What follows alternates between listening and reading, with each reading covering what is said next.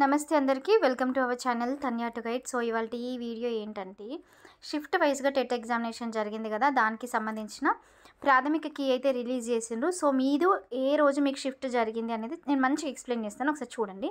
For suppose మీకు 30 మే paper 1 అంటే D.Ed చేసిన వాళ్ళకి ఇదన్నమాట. సో 9 AM నుంచి 11:30 వరకు, అండ్ ఆ తర్వాత 2 to 4:30 వాళ్ళకి మీడియం వైజ్గా ఇట్లా 30 రోజు 31st ఫస్ట్ ఇట్లా పేపర్ వైజ్గా ఇవ్వడం జరిగింది.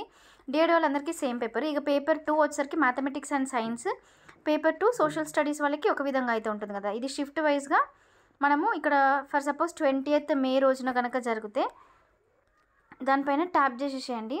సో చేస్తే మీకు షిఫ్ట్ వైజ్గా ఇట్లా ఒకటి డౌన్లోడ్ అయితే అవుతుంది కీ పేపర్. సో ఈ కీని మీరు చెక్ చేసుకోవాలి.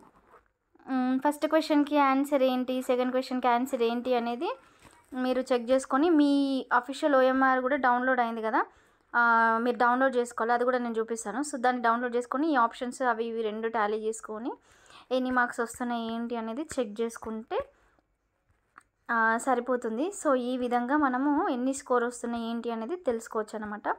ఇట్లనే ప్రతి పేపర్ అంతే. ఒకసారి చూపిస్తాను చూడండి. ఈ లింక్ నేను డిస్క్రిప్షన్లో ప్రొవైడ్ చేస్తాను. ఇది మన రెస్పాన్స్ షీట్ డౌన్లోడ్ చేసుకోవాలి.